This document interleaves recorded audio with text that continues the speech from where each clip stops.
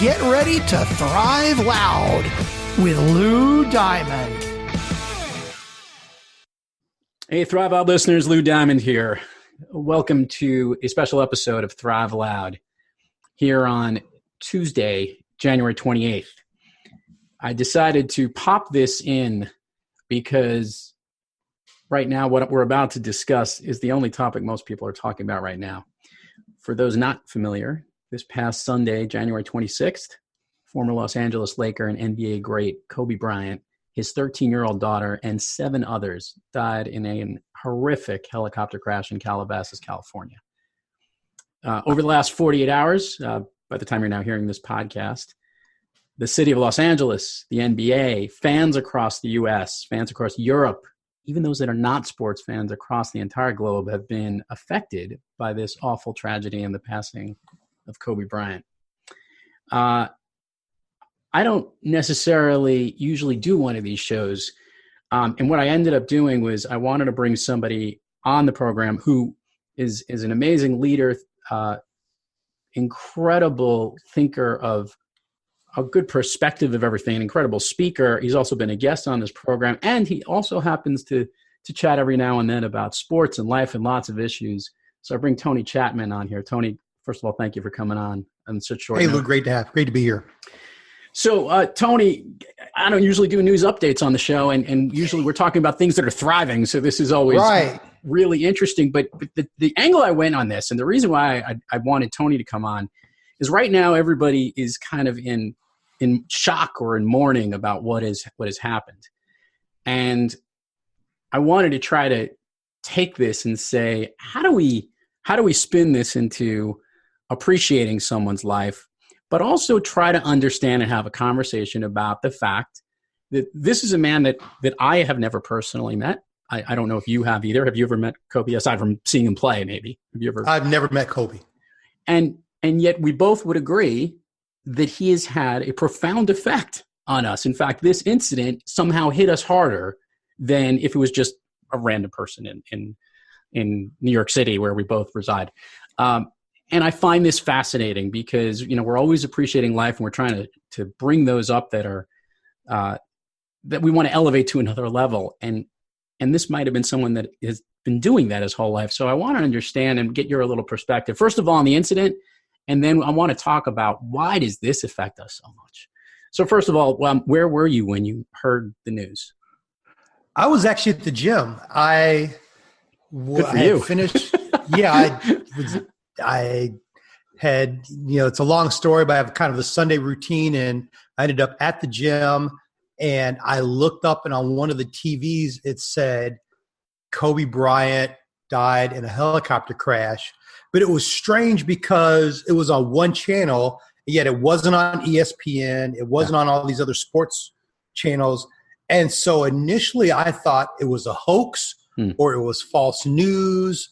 And especially it was the day after LeBron passed him on the all-time scoring list, right? So, you juxtapose those two things and you're thinking, oh, yeah, okay, this is crazy. There's something else going on.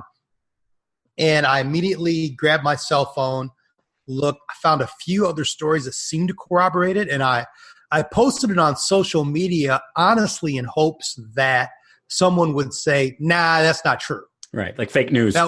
Right, yeah, it's fake news. This is not real. That's not really happening.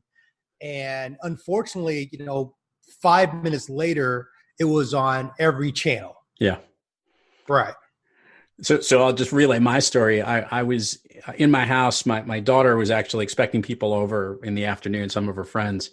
And my wife and I were just sitting around, just kind of cleaning around. And she shouts out, looking on her phone, she goes, Kobe Bryant was killed in a helicopter crash. And I literally said, get the fuck out of here. What are you talking about? No, that can't be right. Right. And we can't now find it. I was in that, must have been that same, like around 2:30 in the afternoon. And I'm flipping around the different channels. I went to ESPN News. I went to all those other outlets, and surely I see the TMZ thing. And, you can't really always count TMZ for accuracy. And sure enough, one by one, just at that same time. And what I found was not only was I as shocked, but I was looking at all these Twitter feeds and social media posts, like you just said. I even think I may have even saw your post. And I could not get over how quickly this news was spreading, but also how many people were affected by it. How were you affected by it? Yeah, I mean, it was weird. Even at the gym, people were just kind of starting to hover around the TVs, right? Workouts started to slow down.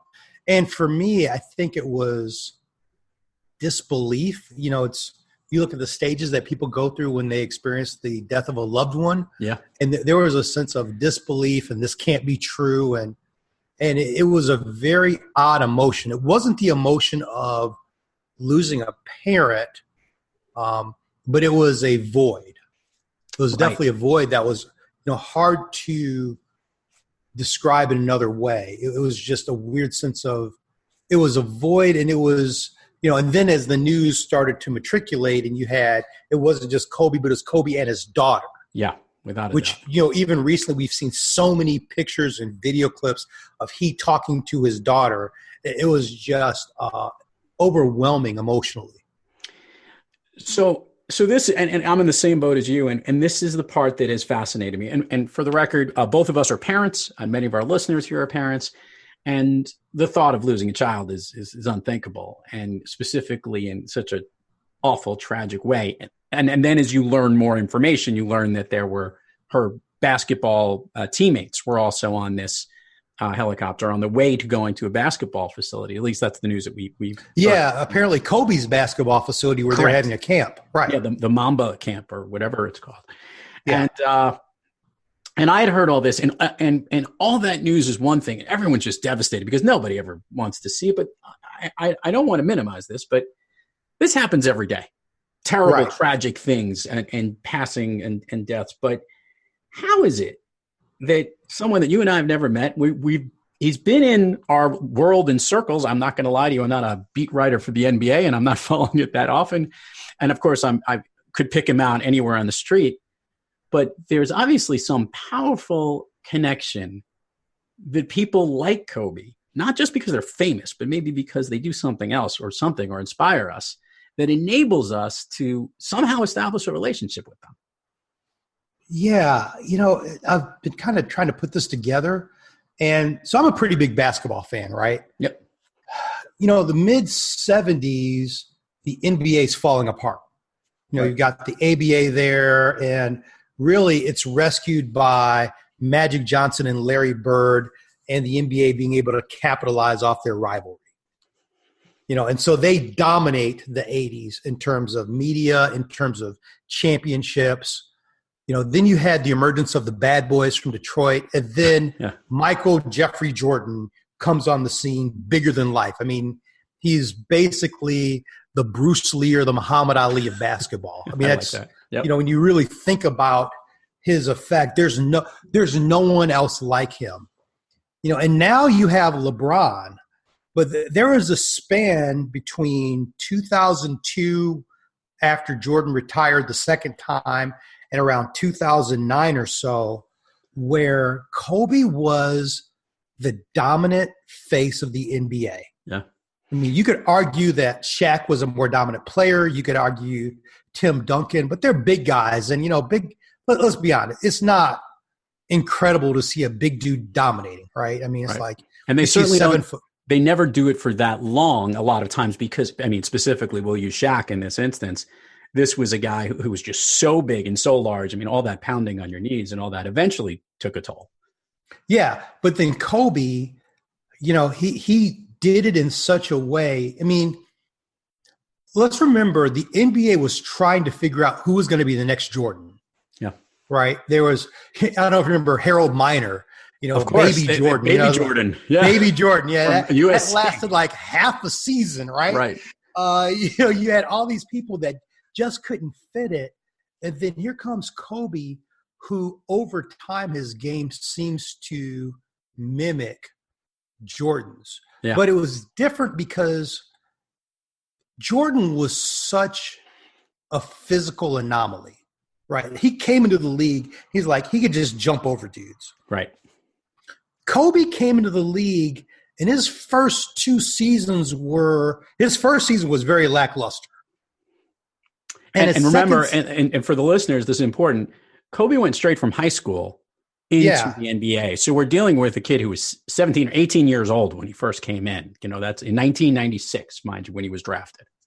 Yeah, and I want to say, didn't the Lakers trade like Vlade Divac for the rights to Kobe? That's correct. In fact, a lot of people have talked about how he wanted to put himself into a class of greatness, and he always wanted to be in the Lakers. He actually, and his agent at the time, or even, I don't know if his father or his agent at that time, was a little confusing, but yeah, they worked a trade to get Vlade Divac over to Charlotte, and that's how he ended up becoming a Laker. That's correct. Yeah. I think what made Kobe different, though, is because his first 2 seasons were more of a challenge. I think his second season where he missed those 4 free throws during the playoffs that got the Lakers ousted. And, where Jordan was like, everyone wants to be like Mike, but it's like, nobody's going to be like Mike. Let's just be honest. That is not going to happen. None of us were born with that. Kobe seemed to be the guy who worked his way to greatness.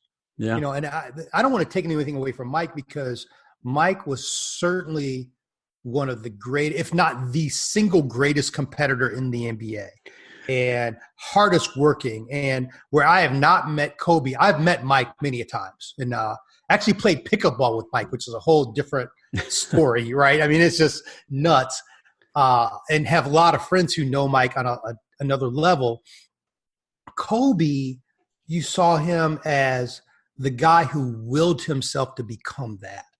And that's more relatable, that he could have enough hard work and determination and discipline to become that dude, where Mike worked as hard, but you looked at it differently because of his physical gifts. Yeah. And in an era when it's really difficult to stay in one organization your entire career. This is a guy who spent 20 years on the Los Angeles Lakers. And to your point, obviously, trouble in those early developing years, which probably would have been college for most kids. Right. Wins 3 titles in a row, really as, I don't want to use the term sidekick, but that was Shaq's teams, those 3 wins right at the beginning of the 2000s. And then there was this gap in there where Kobe eventually ended up winning 2 more titles in his own right, but without Shaq, doing all of that. And then still managed to show dominance in scoring unbelievable amounts of points with this attitude, which, the Black Mamba mantra came from this. He goes in as a killer. So it's a, what's the expression? It's either you're either winning or losing. And he just would go in there no matter what and give everything you had. And that attitude, from what a lot of players have said, because whether the media always addressed it or not, because to your point, leaving the Jordan era, then Shaq, then having him there, then the emergence of LeBron, the players are the ones who seem to have incredible respect for him, which is one of the reasons why I think he's so revered across the league, because that to get the media's attention is one thing, but to also get that respect from all the players seemed to have been something that carried forth throughout his career. Yeah, I think the sense that the more you challenge me, it's almost like don't poke the bear, right? You're better off leaving me alone. So Spike Lee had this really good post on Instagram after Kobe scored 61 points on February 2nd, 2009. Spike was interviewing him for a film, Kobe Doing Work, right? So Kobe signs his score sheet from scoring 61, right? Mm-hmm. And he writes on it, to Spike, you are the best, Kobe number 24. And then under it he writes, P.S., Spike, this shit was your fault. It was like, if you hadn't egged me on, I would not have scored this. So next time, sit in your seat, eat your popcorn, and shut up. It's just kind of that sense of, what you don't want to do is take me on. I will not only out-talk you, I will outplay you and make you wish you were just never on the court. I want to bring up something that you brought in his career, spread across the timeline that we're talking about here. Now, not only in that uniqueness of the NBA itself, but let's just talk about the world in general. 1996, he enters the league. That's probably when we all have email. Like, we started getting email maybe like the early 90s and whatnot, but by the mid 90s, from AOL to whatever the boom is, the internet is starting, and within his first 3 years, the internet starts picking up and news is being reported there. And obviously, as we get into the 2000s, not only is the internet everything, but social media, mobile phones, and it keeps going through. So from the time that the superhighway of information was around, Kobe's been around. And to a generation younger than us, obviously he passed away at the age of 41 years old, and he was born in 1978. So to those that either, let's say they were 8 years old, when usually you start to pick your idols when you're looking at sports teams, going at the time that was at the beginning of the millennia, those born in the middle 90s, and that to 2009, the last time he won a title. Spread that over to who those people are today. These are people in their 20s and 30s. This was their Jordan to you and me. Absolutely. And with much more exposure and much more just relevance, I guess, to the sport of basketball. I mean, you can make all the arguments of who the greatest team is, but most people think he's in the top 10 greatest players of all time. You could be whatever.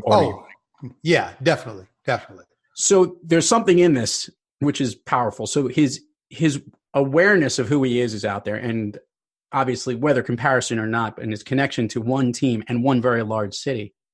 There's something else here that we spoke about before we went on the air.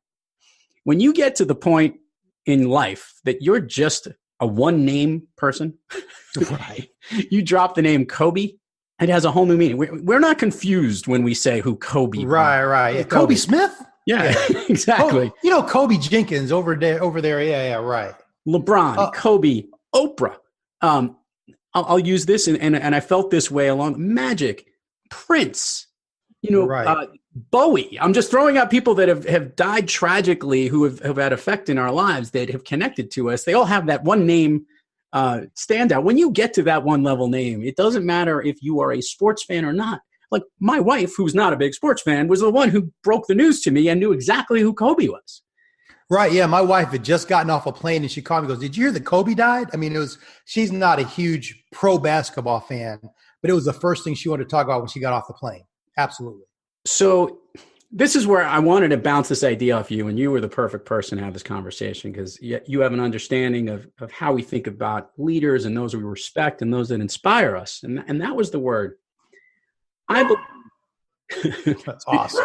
There's Dante. For those listening, Dante. That's Dante in the background. It's okay. We're going to have a dog cast one day. Hey, we cannot. Dude, this happened last podcast too. That's true. That's right. A podcast without my dog saying, "Hey, dude, I know. Is there a check for me? There's got to be a check for me." We're making it real. Yeah. But here's the point where before you went in that, I believe that to two people who've never met him before, and many of our listeners have never really gotten to know who he was, with so many other people who have affected it. When people inspire us, an athlete, an artist, musician, rock star, actor on the screen, a thought leader, even a politician, when people when they inspire us, somehow they give us joy. And when they give you joy, when something tragic like this happens, we are affected, even though we never knew them. I mean, watching him score 61 points and hearing that story and just knows that someone in that audience was impressed and they smiled and said, "Wow, that was amazing and inspirational," and maybe gave us a little bit of someone could do the impossible. When those people step up and do that stuff, I think that's the reason that when they die, not because they're just famous and they have all their millions of followers everywhere. It's that they've connected to us on some kind of happiness level. And it hurts, to your point, that there's a void when they're gone. Thoughts? Yeah. No, I think that's very spot on. I think you brought up a good point with, you and I are of a certain age, and there's a group younger than us that does not view Kobe through the lens of Jordan. Right. In fact, I saw a number of posts on social media today that basically said, Kobe Bryant was more influential to us than Jordan. And I think just like, there's a group of people who only know George Foreman for a grill. Right. Right. They don't know, if you think about it, they don't know George Foreman as the dude more menacing than Mike Tyson. Right, they're like, no, this happy-go-lucky dude who sells grills. I think that there's a group of people who look at the Black Mamba through a very unique lens, and his ability to achieve greatness and will his team to greatness is inspiring to a point where very few can reach. I have a friend who is a speaker, and he was actually on Kobe's staff for some of his camps. And he always opens with a story about Kobe because he was so inspired about Kobe's dedication to excellence, right? And there's something about that resonates far more than just success. I mean, success is one thing. When you see someone who really strives for greatness and seems to achieve it, that it touches us on a very visceral level, and it's hard, and it's hard to lose that person suddenly. Yeah, it's very difficult. I think it's interesting, and it's important to note. Look, he wasn't perfect. I remember there was that whole incident that took place in Colorado where there was some sexual relation or something like that in some spa that was quite a big, interesting stake. And his wife and the Lakers stood by him. His wife stood by him because he got him a really big ring, but that's not important. Well, I think that's super important. I don't think you can talk about that. There were certainly allegations of rape, and that's a very polarizing topic. You have a group of people that feels like he got away with it. You have a group of people who feels like he was falsely accused. Yeah. That falls along gender lines. It falls along racial lines. It falls along the lines of those who've been victims. I think what's interesting, though, is there seems to be a period of time, I remember very distinctly him flying back and forth from playoff game to trial, right? Yes, I remember that. So that thing was solved in September of 2004. Sounds right. And there was, a period of time where he just kind of seemed to sink. And then it was like he reinvented himself. And I think that there's a redemption story that we all want, because, there's a reality that none of us are perfect, right? None of us. And, you can not just point at that. There was a period of time where Kobe was a jerk to be a teammate around. I mean, it's very well documented that he was hard to play with because of his competitive spirit. Yeah, his issues with his issues with Shaq, his issues with Paul Gasol, and all those guys. Like he was not ideal. He was not ideal, but it seemed that he was able to reinvent himself. I think that brought, and I could be very wrong in the timing of this, but it seems that brought an awakening. Whereas by 2008. Remember, he changed his number from 8 to 24. That's right, yeah. Almost as hey, I'm reinventing myself. Here's who I am. And he seemed to reinvent himself. We don't picture him now as being that jerk. We don't picture him now as being that difficult guy. We picture him as being a family man sincerely. Yeah. We picture him as being an inspiration sincerely. And I think that there's a lot to say about the transgressions that he was accused of, whether true or not. Certainly, he at least admitted to infidelity.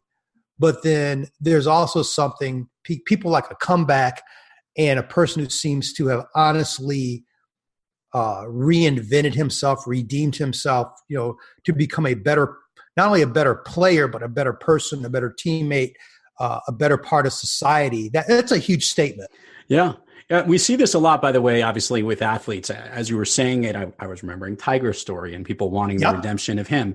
I'm remembering, Tiger's alive, obviously, but I'll jump to Prince, who obviously had some very internal issues and drug issues and all of that. But to somebody in that lines, we won't even talk about Michael Jackson, who another. Yeah, Mike, there's tons of them, right? There's tons of them across the way. I mean, we could even, and this might sound sacrilege going with the Los Angeles Lakers folks, but we can go back to the next. I'd say this is the most tragic day in the NBA's history. And I'm going back to the next time before that was the day that Magic Johnson announced, that he has HIV. And I remembered, all the shock of that and where that was in the world in 1991. But let's also call what it was. He was one hell of a womanizer. Right. And so, right. So we tend to push these things away because these are our idols, and we are looking because of how they inspire us and because of how they make us feel.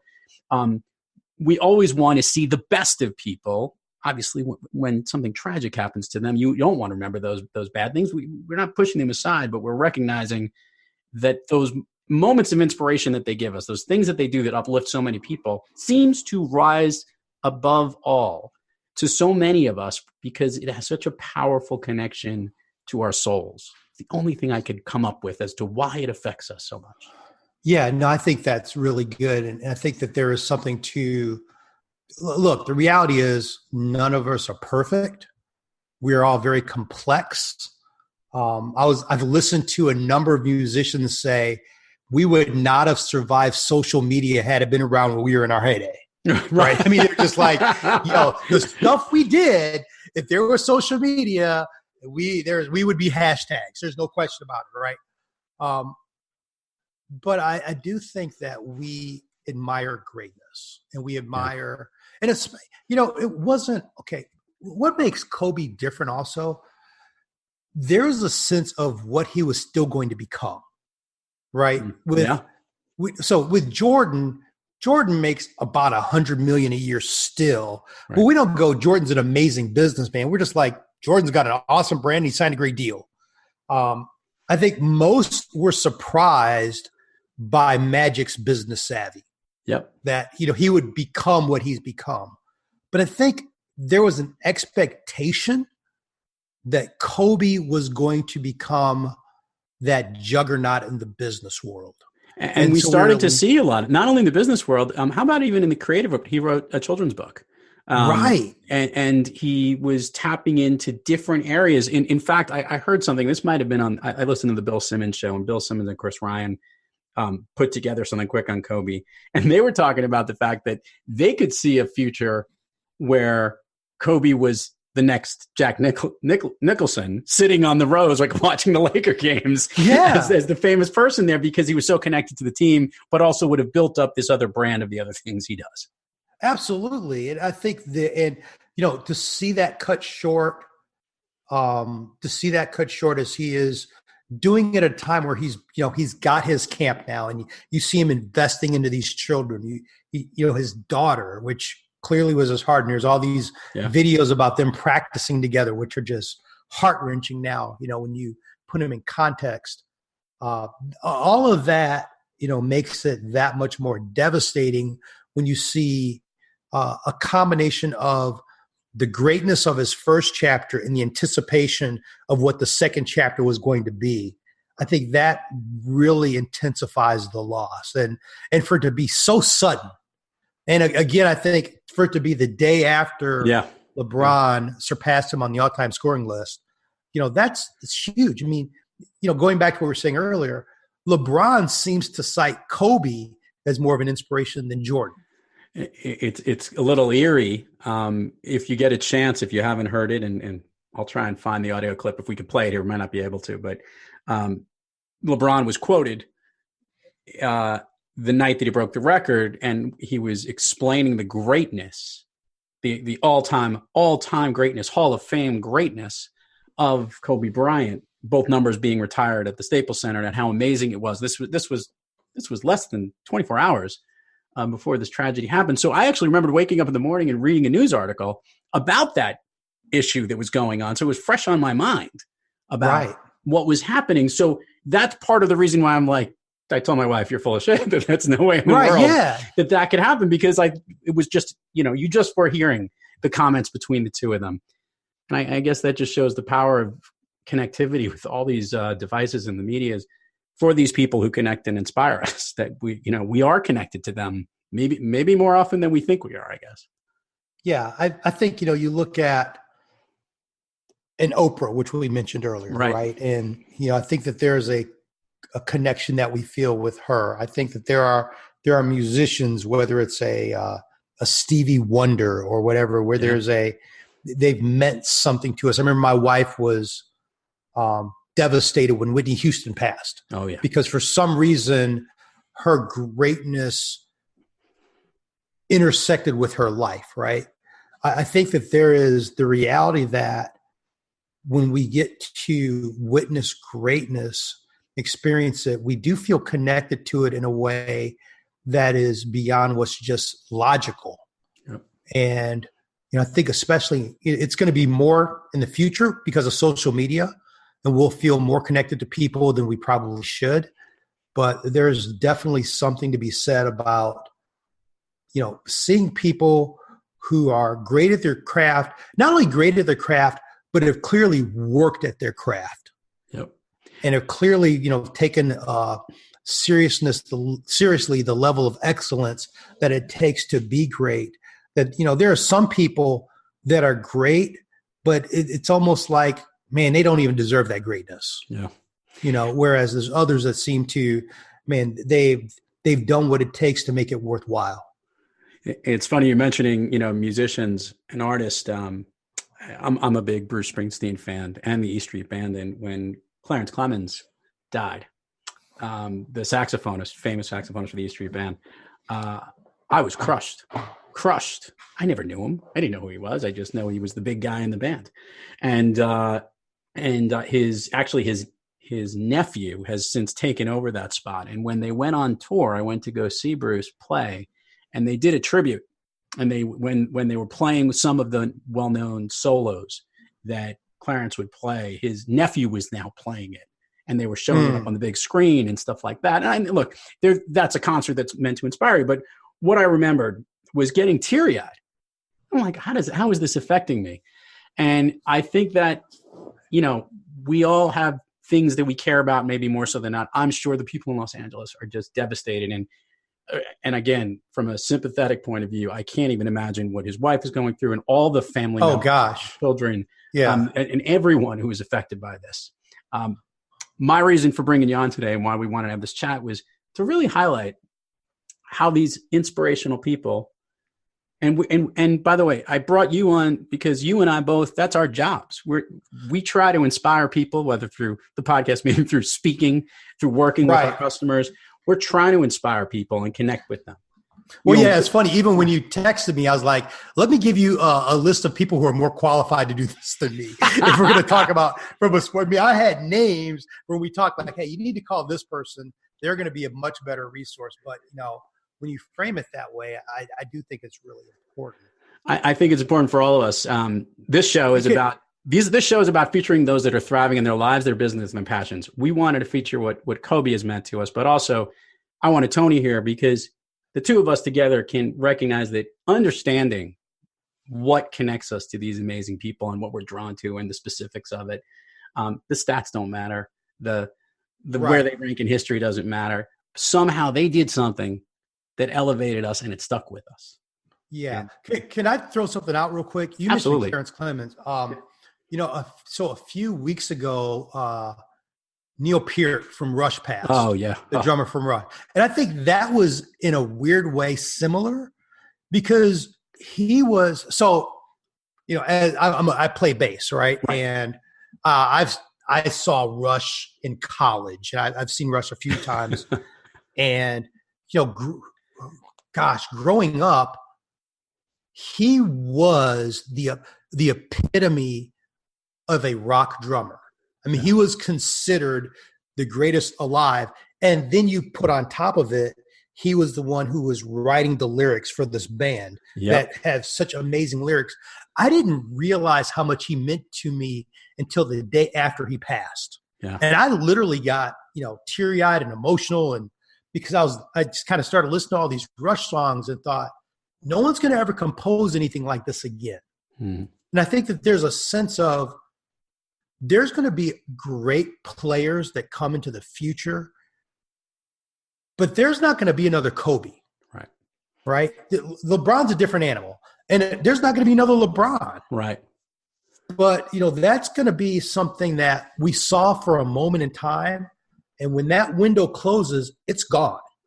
And I think that's the part that's really that makes it even more because, in a way they touched us. We, with basketball, it's so funny. We celebrate championships as though it changes our lives, right? Mm-hmm. Someone wins the Super Bowl, it's like, yeah, my team won. It's like, yeah, but tomorrow you got to go back to work, okay? It's just That's all cute, but your salary did not change based on this game. But there's something that we celebrate their victory with them in the same way that we do with music. And that touched us in a way that you just can't replicate in another way. So, it's important for us to recognize that and realize that, to celebrate it, to not whitewash it and paint over it, to say, okay, this is far more complex than we'd like for it to be. We can still celebrate the greatness that was there. And I think, Tony, that's how you fill the void. And it's like, because we all have a job to do, which is we all have that connection to what that inspirational person like Kobe, like Michael Jackson, like Prince, like all these great people who've left the planet that have connected with us. It's our job to remember them in a way that gets us to feel how they inspired us and bring back those moments. And I think that's first of all, that's all you can do. But maybe more importantly, it's a real recognition to the power that every single individual has on either end, either by being affected by those you can do, or how you can help elevate others to get over the hump when these tough down days are there. Absolutely. Tony, thanks, man, for taking out a little time here on a tough day. And again, wishes out to all the families out in Los Angeles. And thanks again for coming on the show, Tony, and sharing your thoughts and being here on a tough day, but something important, a good message that we hopefully will get out to our listeners. My pleasure. Thanks for having me. Definitely, my love, condolences, my heart to not only the Bryant family, but the family of everyone who was involved. And the reality is that, thousands of people die every day. And this void happens in people's life every day. And I think it's a reminder that we can't take tomorrow for granted. And whatever you're going to do in life, do it today, because there may not be a tomorrow. Keep thriving onward and upward. Remember, be brief, be bright, be gone. Thanks, Tony. There you go. Thanks for coming on. Thanks, Lou.